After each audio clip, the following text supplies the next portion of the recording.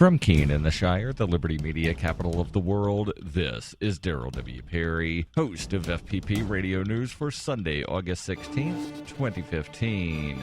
Silver is trading at $15.26 per ounce. Gold is valued at $1,115 per ounce. And according to BitcoinAverage.com, the average price of Bitcoin is $261.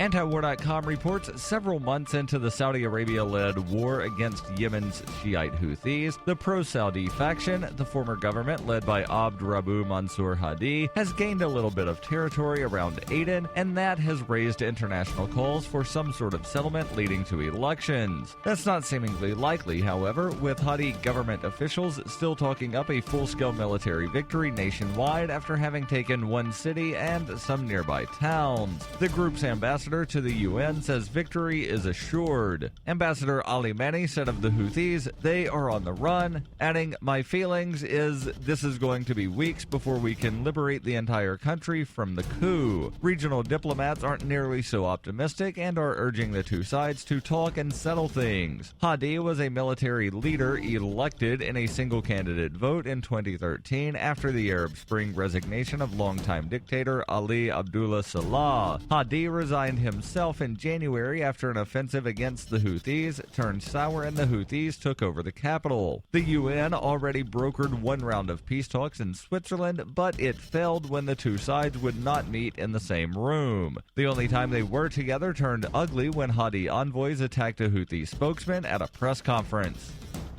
Bitcoin Not Bombs is a launching pad for nonprofits and social entrepreneurs into the financial freedom of the Bitcoin economy. Bitcoin Not Bombs is fully committed to being the hub of the nonprofit sector of the Bitcoin economy. To learn more, visit bitcoinnotbombs.com.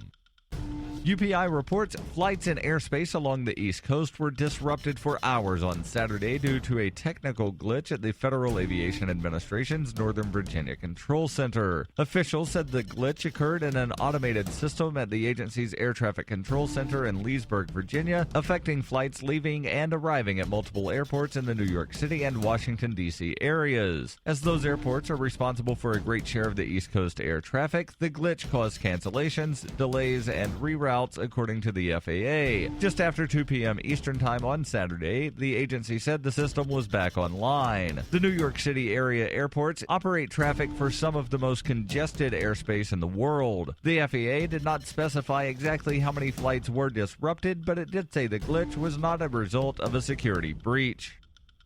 For over 35 years, Roberts & Roberts has been a trusted source for buying and selling your investment-grade precious metals. They also take Bitcoin for precious metal purchases and permanently removed the minimum purchase order for all orders paid in the digital currency. Call Roberts & Roberts today for knowledgeable advice on investing and a forward-thinking approach to new technologies. 850-478-5270 or online at rrbi.co.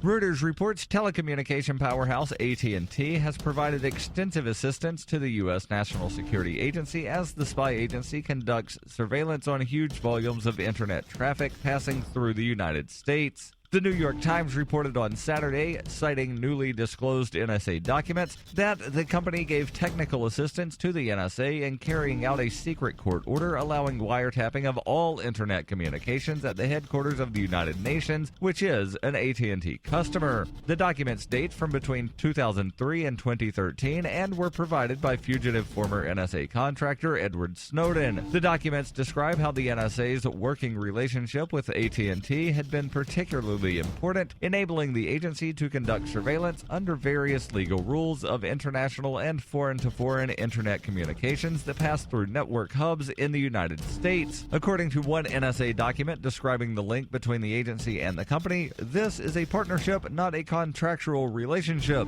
According to another NSA document, AT&T's corporate relationships provide unique access to other telecoms and Internet service providers. AT&T started in 2011 to provide the NSA more than 1.1 billion domestic cell phone calling records daily after a push to get this flow operational prior to the 10th anniversary of 9/11, referring to the September 11th, 2001 attacks on the United States. This has been FPP Radio News, online at fppradio.com.